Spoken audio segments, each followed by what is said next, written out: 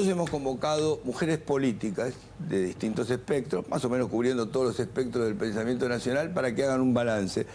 En realidad, como parte de estos 10 años lo ocupa precisamente, y por más tiempo, una mujer, entendemos que las mujeres tienen como una visión más sutil de esto. No sé si está bien pensado, pero era como la manera de justificar que sean mujeres, digo. Pero las mujeres conocen más a la mujer. Y hay un sello de mujer en el gobierno, me parece que es innegable esto, ¿no? Estamos todos de acuerdo que hay un sello femenino importante.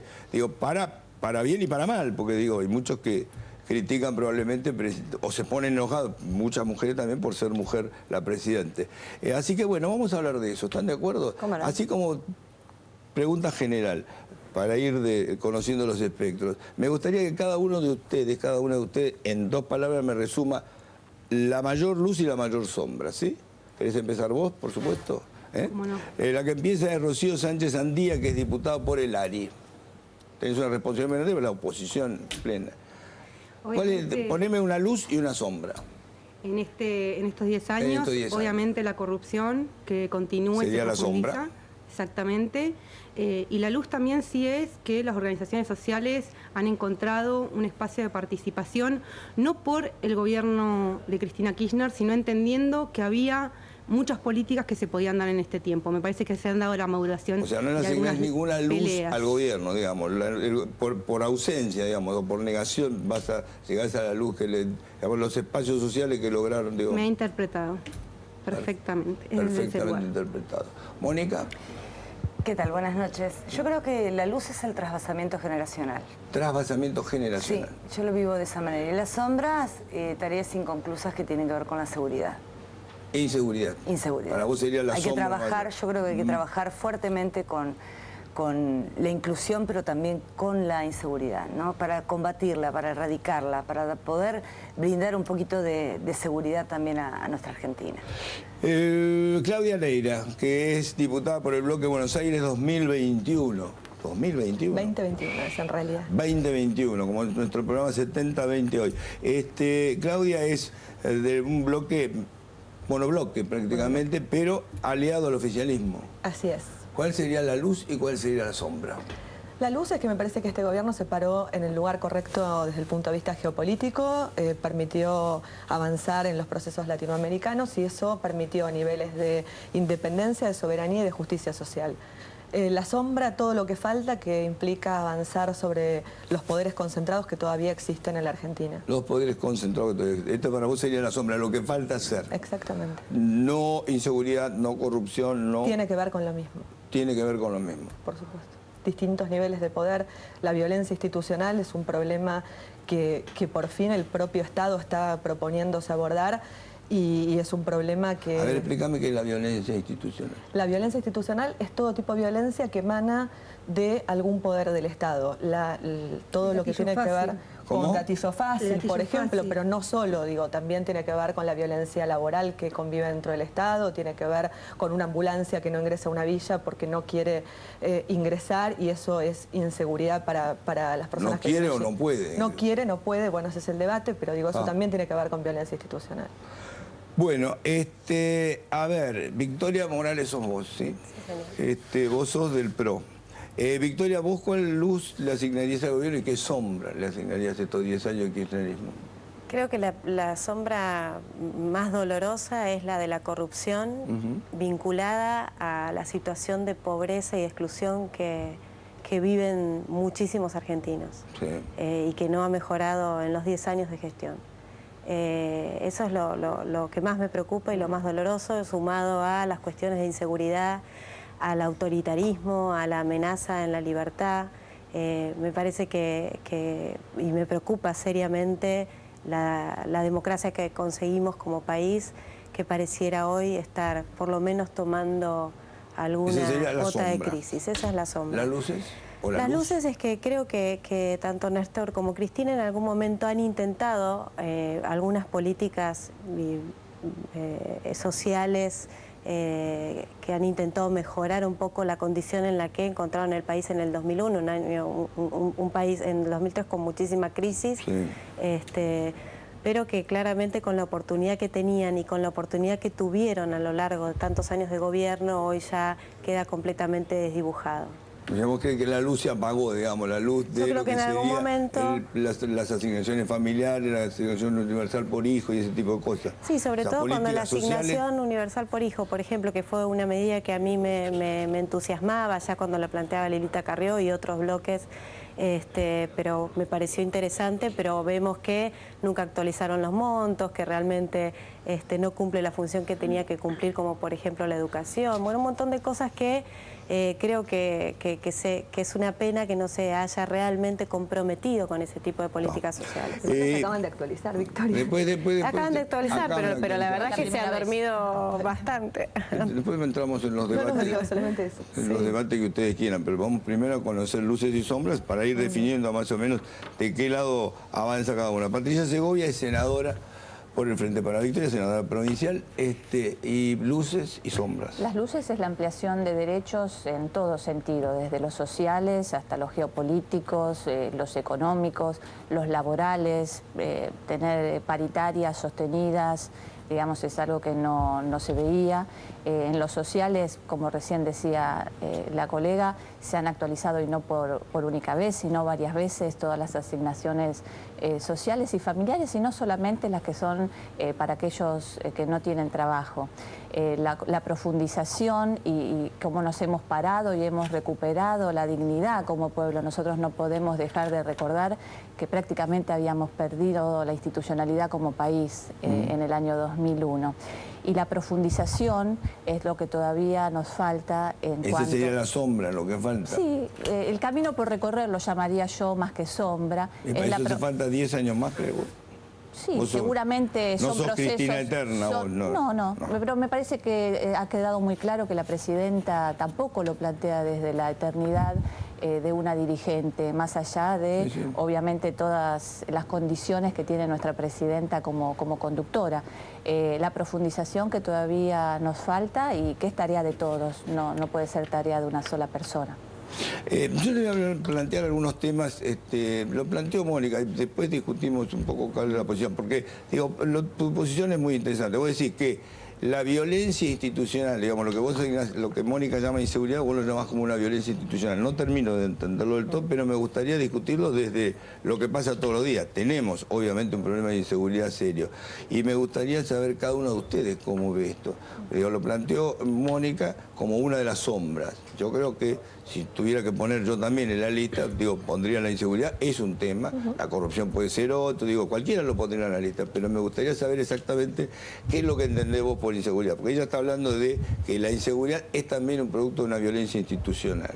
Me gustaría saber vos, Mónica, qué es lo que ves como en realidad lo que vemos todos los días, en realidad es lo que sucede en todos los barrios permanentemente, por lo menos en lo que uno conoce que es la provincia de Buenos Aires. La cantidad de jóvenes que mueren y la cantidad de jóvenes que están involucrados en el delito. Sí. Me parece que no es justo ni que alguien muera, pero tampoco es justo tener a los chicos involucrados en el delito. Y estos son los tejidos sociales que nosotros tenemos que rearmar. Me parece que cuando alguien delinque termina siendo, y en el Estado nos encontramos víctimas del Estado, y el Estado somos todos nosotros. Y nos tenemos que hacer cargo también de las cosas que nos pasan, nos tenemos que hacer cargo de los chicos en la provincia de Buenos Aires que no trabajan y no estudian, nos tenemos que hacer cargo también de las víctimas del dolor, de las víctimas de los familiares, de los chicos que mueren, todos los días en la provincia de Buenos Aires. El índice lamentablemente ha subido en el año 2012 y estas son las asignaturas pendientes que nos quedan. Es una tarea difícil, por supuesto, no es una tarea de hoy, es una tarea a largo plazo, pero hay que empezar. Yo creo que siempre empezando por cuestiones de contención, por lo que tiene que ver con el empleo, por lo que tiene que ver con nuestras fronteras, es empezar. Es a corto, mediano y largo plazo, pero es empezar a trabajar sobre los temas y más que nada sobre los jóvenes, con los niní, ¿no? Los que dicen ni trabajan ni estudian. Sí. ¿Vos estás de acuerdo con ese planteo? A mí me parece porque como digo, muy general, yo te entiendo lo que vos decís. Ahora, tenés como problemas urgentes e inmediatos que tienen que ver con el control de la calle.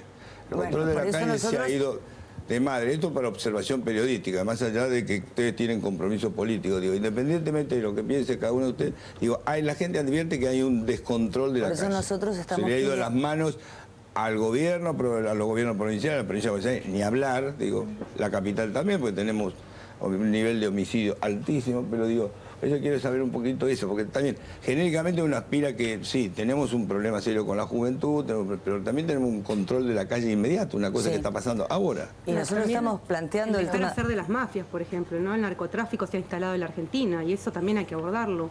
Y eso es algo que hay que tomar porque después te repercute a vos, me repercute a mí, a todos. Sí. Esa calle tiene una causa. Pero vos sos tan eso es una tarea a largo plazo. El narcotráfico en la Argentina hace lo que quiere. Si hablamos del Paco. No se combate. Si hablamos del Paco, por ejemplo, los chicos que van y salen, si van a morir en 3 meses por el Paco o ahora por tu billetera, su vida no vale nada, ¿por qué vale la tuya?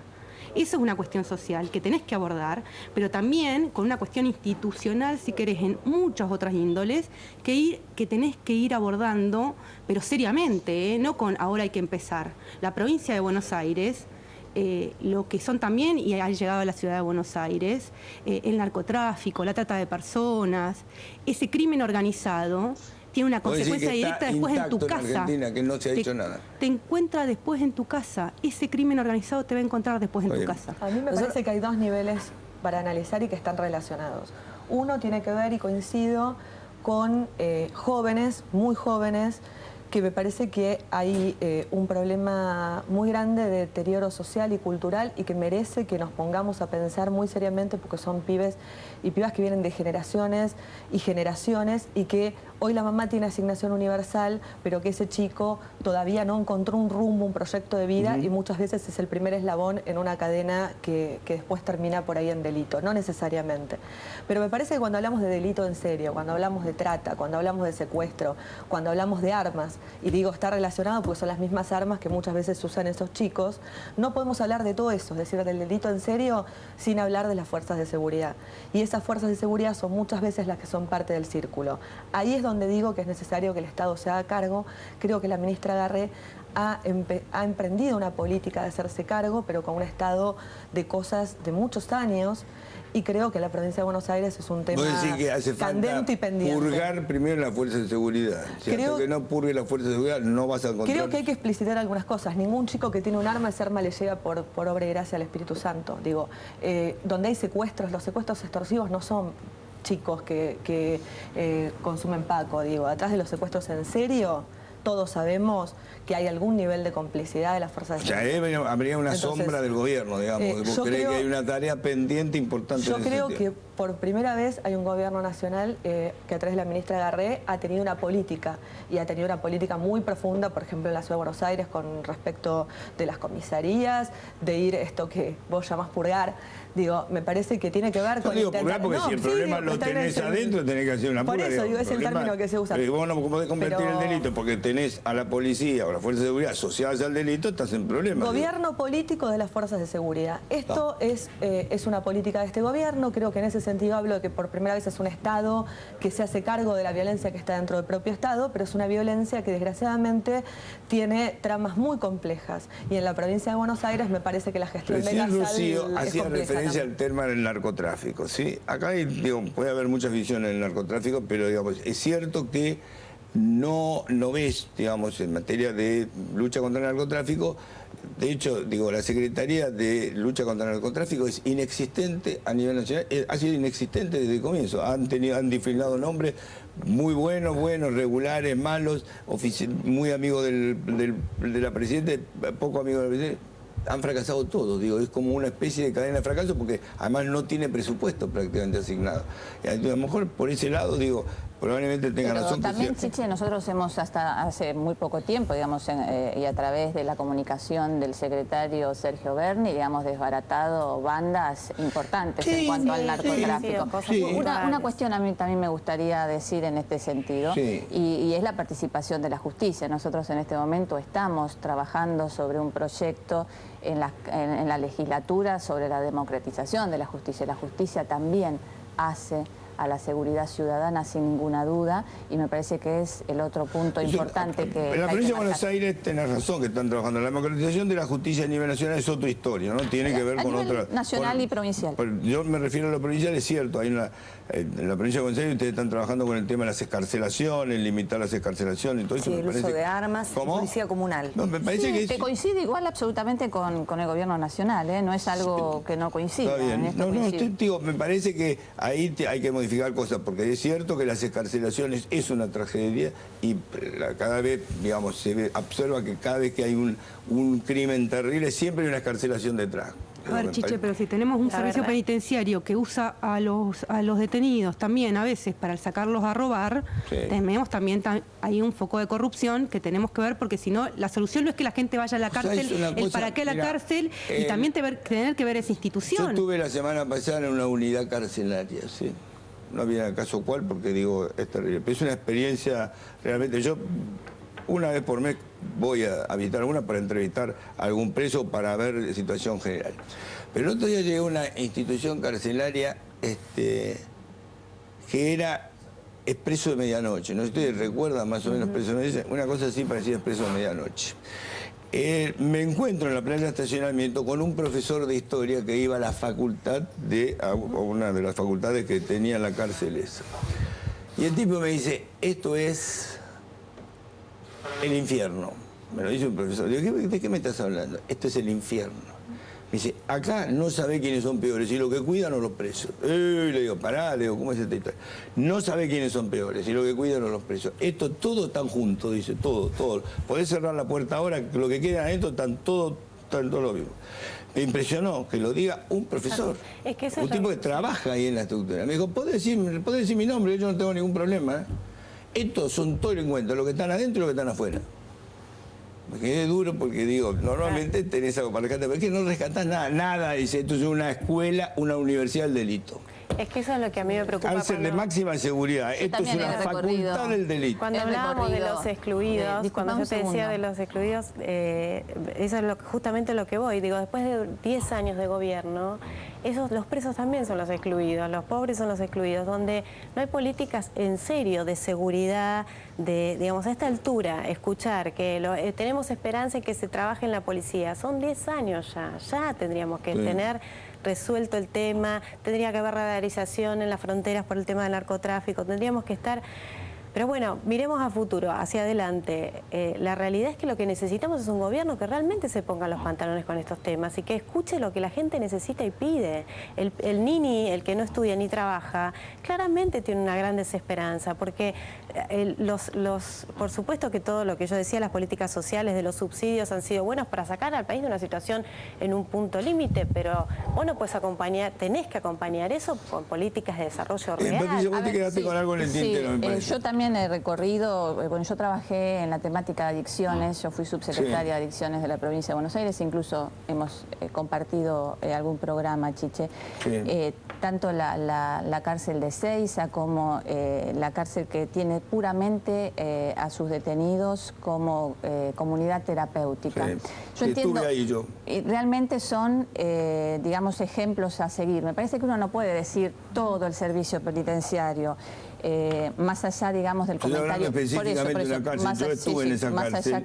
Lo que pasa es que son 130 chicos, que la verdad que es un ejemplo de lo que están haciendo, pero son 130, en un perfil donde tenés algunos miles. Entiendo la posición de las legisladoras de la oposición porque es su tarea, digamos, pero decir que no se ha avanzado nada en estos 10 años en temas como los que estamos hablando, de inclusión, de generar estrategias y políticas, no solamente de inclusión de los pibes, sino también de las familias. Digamos, yo trabajé en el área de salud y a partir de la asignación universal por hijo se ha aumentado en un 20% la atención de los pibes y de las mamás embarazadas y de sus familias. Se ha recuperado un 25% la matrícula escolar. Cuando hablamos de educación hablamos de temas que fundan la sociedad. Entonces, como decía en el inicio, sin duda hay cuestiones para profundizar, pero decir que no se ha avanzado nada, entiendo la posición de la oposición, pero digamos es de conocer el camino. Para apuntalar, digo, cuando hablas de Expreso de Medianoche, el peor ejemplo que ha habido son las comisarías, la detención en comisarías donde yo que también he recorrido, pero por la profesión, uno veía y todavía ve, pero muchísima menor medida, cómo los detenidos se turnaban para dormir alternando, te estoy hablando hace 10 años atrás, porque no podían dormir todos juntos del nivel de hacinamiento. Hoy eso se ha reducido y cuando hablamos de seguridad también hablamos de esas cuestiones. La reincidencia en comisarías, de un detenido en comisaría es el 99%. Yo di clases en unidad penitenciaria. La reincidencia de los detenidos que estudian es menor. Es el 3%. Sí. Entonces no es solamente cárcel, es también otra inclusión que se puede dar a través de un sistema penitenciario que va a llevar años reconstruir, que yo coincido que deja mucho que desear. No me extraña, pero me parece que todo esto tiene matices. Me parece que no hacemos bien ni de un lado ni del otro si en lugar de reflexionar y pensar que, bueno, por ahí hay cosas que no están... Uno extrema las posiciones tanto, porque ¿no? En la discusión me parece que ayuda, digo, a fijar posiciones. Yo cuando te cuento de esta cárcel, me impresionó porque es una cárcel de máxima seguridad, donde un tipo de adentro, que es profesor como vos, el tipo dice, esto es el infierno, esto es el preso de medianoche, esto es una universidad del delito. Por lo que me pasó adentro, doy fe. Sí, no lo dudo. Sí, pues si yo te cuento lo que pasó adentro, nada grave. Digamos, yo iba a hacer una entrevista determinada con características determinadas, obviamente. Aparece el personaje y me dice, te quiero aclarar que yo tengo un representante acá adentro. Dije, bueno, no sé cómo es esa historia. ¿Qué es un representante? Bueno, viste que los artistas arreglan los cachés y todo eso. A mí, como no me gusta hablar de plata, decía, yo tengo un representante. Bueno, digo, ¿quién es tu representante? Bueno, ahora yo salgo y va a venir mi representante. En efecto, 10 minutos después, estamos hablando de que estábamos en un lugar, no es fácil, una sala de abogados de una cárcel no es fácil. A los 10 minutos viene un señor que se presenta, yo soy el representante de este. Ah, ¿qué tal? Mucho gusto, ¿cómo está? Bueno, dice yo, ¿de dónde lo conoce? Bueno, dice yo tengo una condena de 20 años, pero que, bueno, participó de un asalto donde murieron 3 personas, 2 policías y uno de los ladrones. El asalto al blindado que iba a San Nicolás, ¿te acordás del Banco de la Provincia? Un asalto terrorífico. Sí. El policía que entregó estaba también preso ahí, estaba dando vueltas por ahí, una cosa. Bueno, entonces yo vengo a arreglar el caché de fulano. Digo, esto delante de todos los prefectos, todo, no es que era una cosa. Yo dije, bueno, esto ya está, listo, está el cartón lleno. No porque me pareciera mal que él tuviera una demanda de tipo económica, o incluso pidió cosas para el pabellón. Digo, me pareció, digo, esto es un desquicio, ya digo, bueno, cualquiera me pareció raro, ¿viste? Por eso digo, avalo lo que decía el profesor de historia, nunca me pasó. Pero donde además se tenían que negociar, digo, una cosa totalmente enloquecida. Pero bueno, esta es una experiencia, lo puedo contar risueñamente porque te digo que era inquietante estar ahí, porque digo, esto termina en cualquier cosa, digo, pero bueno, terminó bien, no pasó nada grave. Igual no es un tinte opositor. ¿Cómo? Cuando nosotros hacemos un análisis de este tipo sobre el servicio penitenciario o sobre la función de la policía o la seguridad misma, no es solamente un tinte opositor, ¿no? Hacer una reflexión igual, por ejemplo, sobre la policía bonaerense, cuando hablábamos de esa maldita policía, que mucho no cambió, no es un tinte opositor, es reflexionar sobre una realidad. Cuando hablamos que la policía metropolitana hoy actúa reprimiendo en la ciudad de Buenos Aires constantemente, es un análisis político que tenemos que hacer para mejorar eso.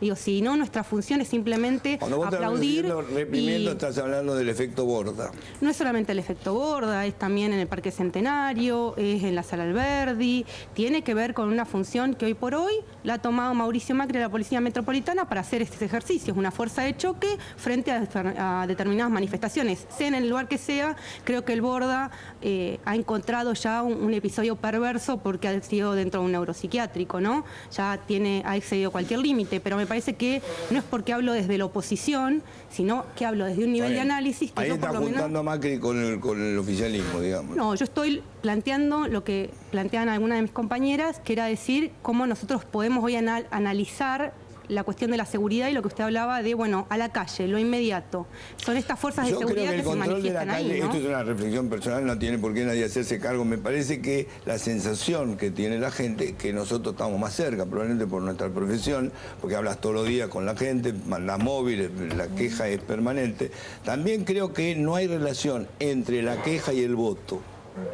Digo, porque si vos te guías por la queja, ningún gobierno puede ganar una elección y la gana. Que yo, así como vos me decís lo de Mauricio, yo te digo, mirá, las puteadas que ha tenido Macri por el tema de Borda te anticipa que puede ser un desastre. Va a la elección y saca el 60%.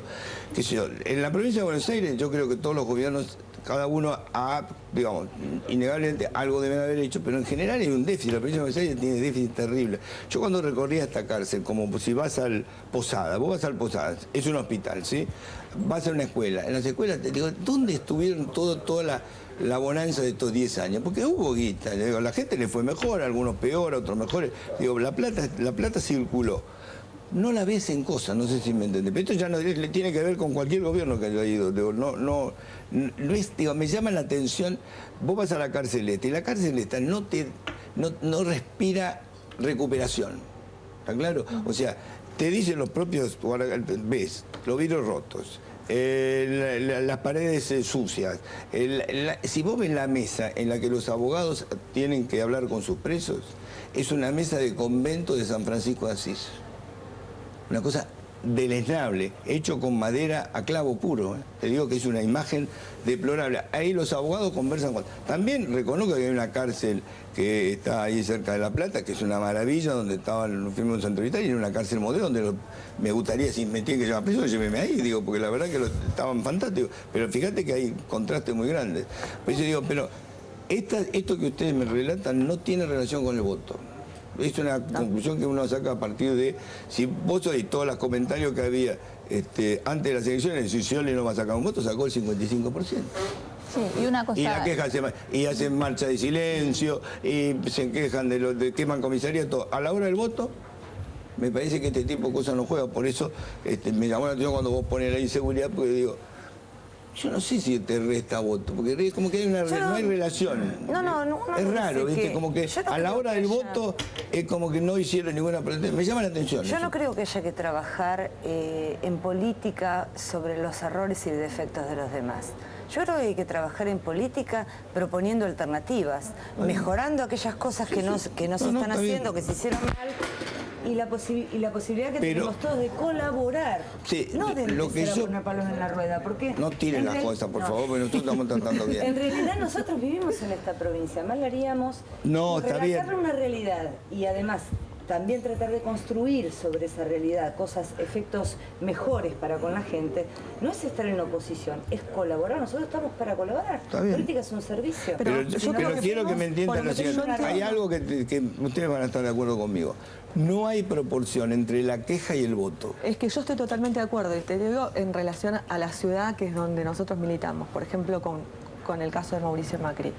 La verdad es que yo estoy segura que nosotros tenemos miles de críticas y podemos criticar cada una de las áreas de gestión, pero estoy segura que si en el 2015 gana otra opción, que creo que va a ganar porque creo que se está en esa línea, no va a ser por las críticas, va a ser porque se haya podido construir una política de reemplazo, porque el vecino o la vecina de la Ciudad de Buenos Aires vea que hay una política alternativa a la de Macri que se funda en construir soluciones, en construir gestión a partir de esas críticas. No va a votar por lo del Borda.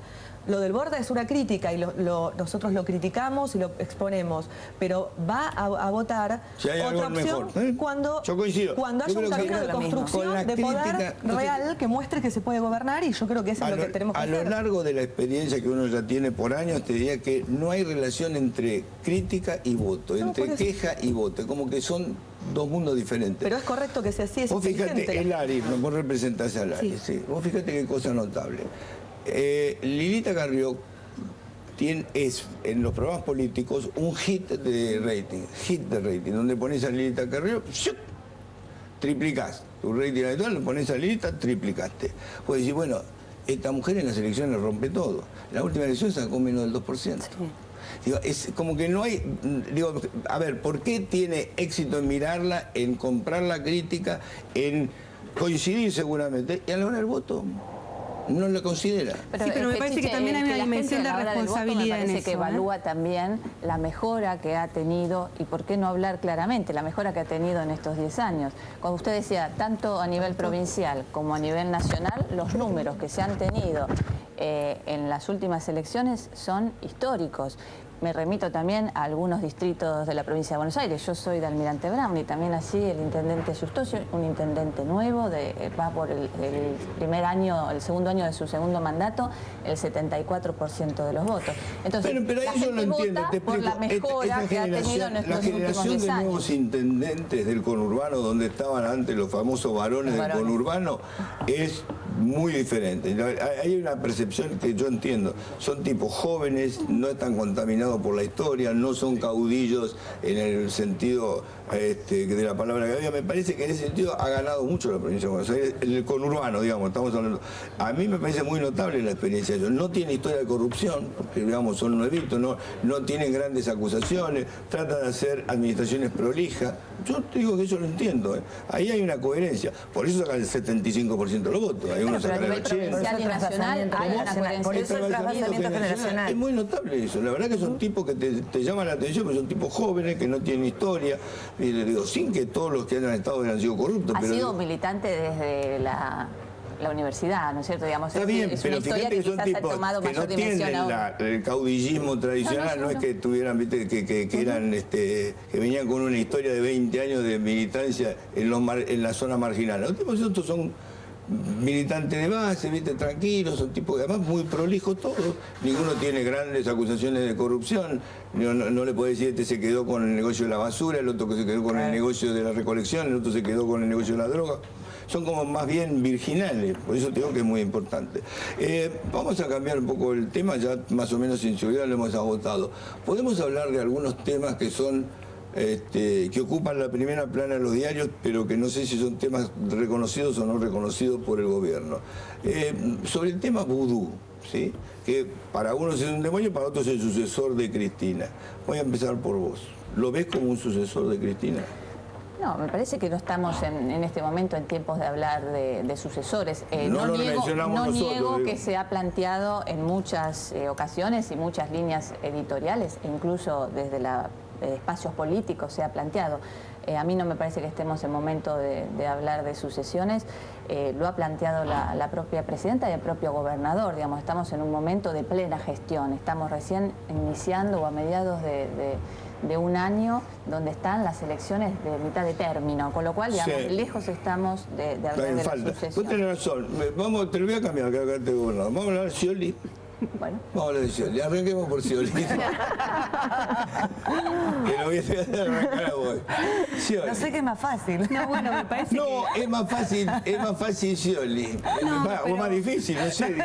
Porque digo, vudú, cada uno va a tener posiciones como muy definidas. Está ahí en gestión algo, digo, en gestación algo. O es el demonio es el vicepresidente de la nación, Chiche, no es un personaje menor dentro de la política argentina. No, es por eso te estoy diciendo. Pero digo, ni para sucesión ni para esto. Pero como está en discusión, eso está en proceso, pensé, vamos a hacer una cosa que no está en proceso, que es ahora que tenga con las elecciones de medio término. Scioli.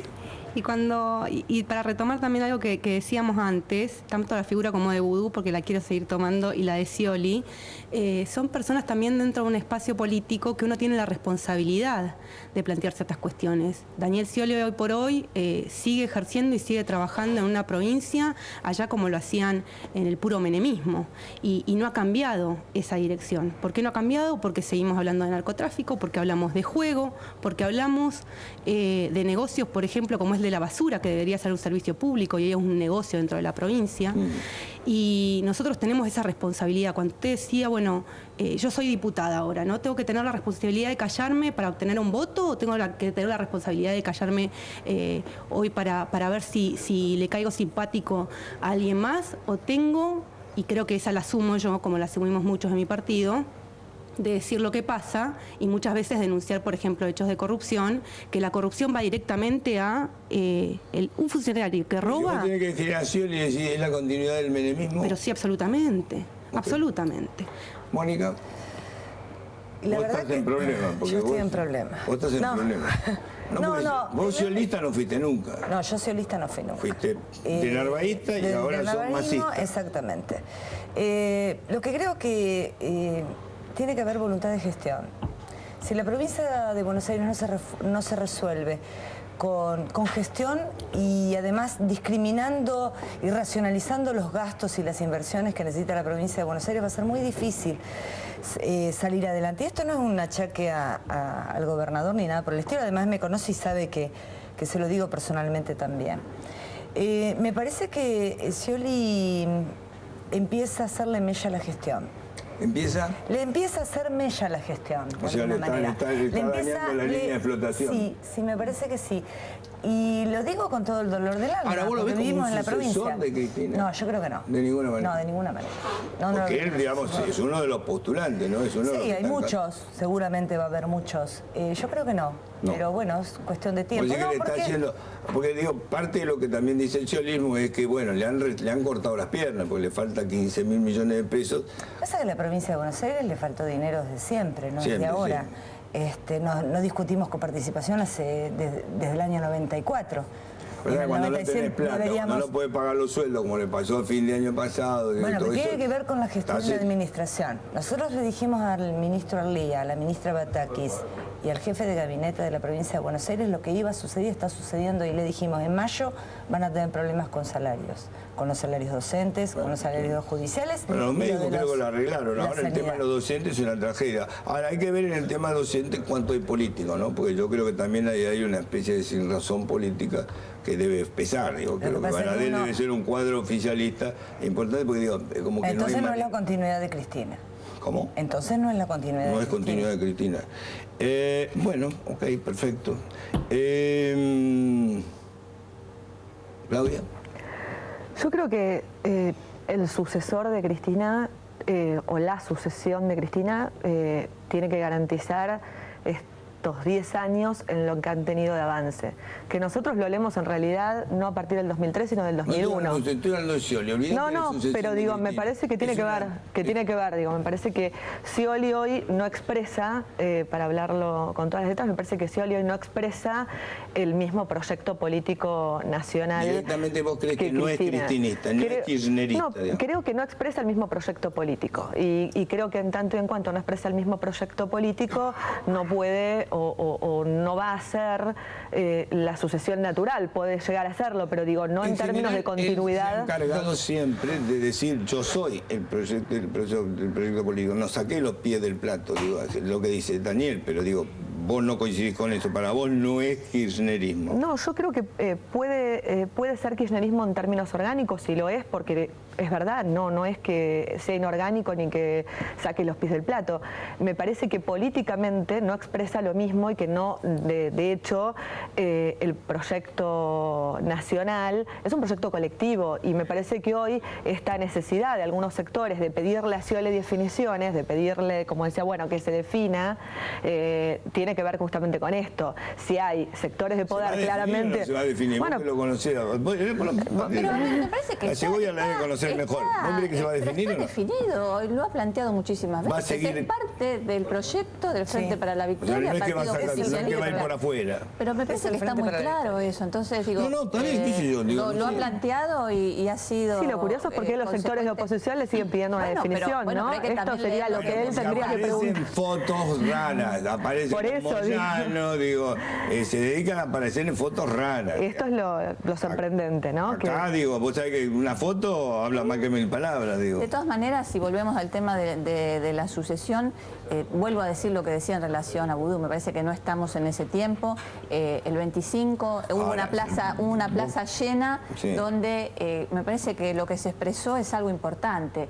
La sucesión debe ser el pueblo que ha tomado las luces que se han ganado en estos 10 años, en esta década ganada, y que toma también la profundización que queda por hacer. Obviamente, si hablamos de candidatos, digamos, estamos para nosotros, desde el Frente para la Victoria, estamos todavía a una distancia muy grande para hablar de ese tema. Pero inspectores, ¿vos no te gusta ninguno? ¿Cómo? En Péctore no tenés ninguno ahí que te guste. No, me parece que la sucesión va a salir del proyecto del Frente para la Victoria y de la coincidencia que se pueda lograr en este sentido. Es un recorrido político para hacer.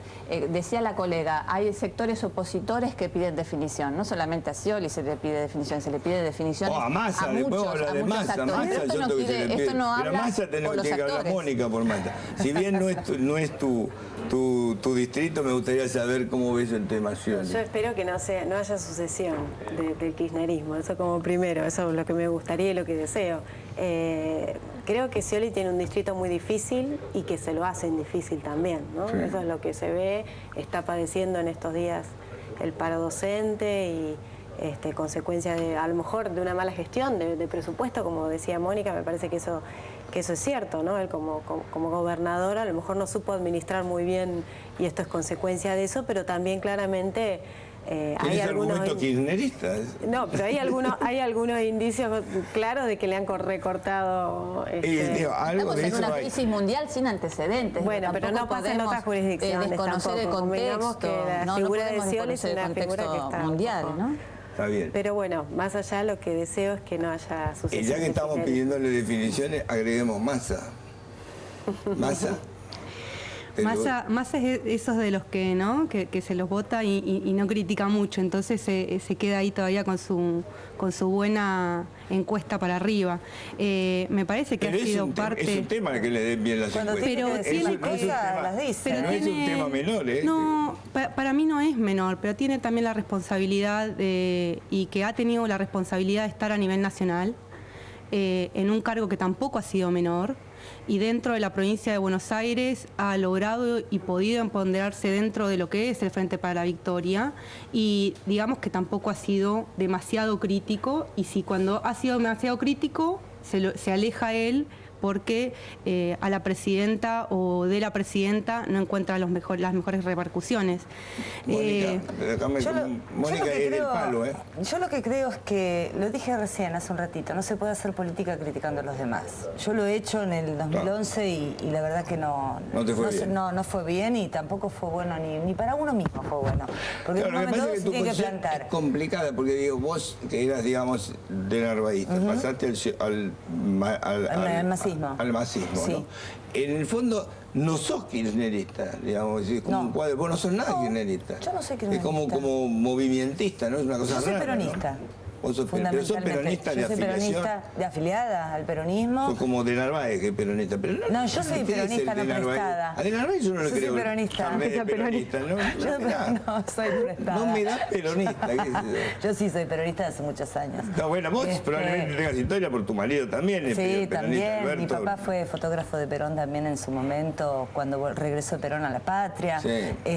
Así que hay antecedentes del peronismo desde otro lugar. O sea que tenés, digamos, resistirías un análisis de sangre, digamos. Por supuesto. Perfecto. Por supuesto. No hay problema.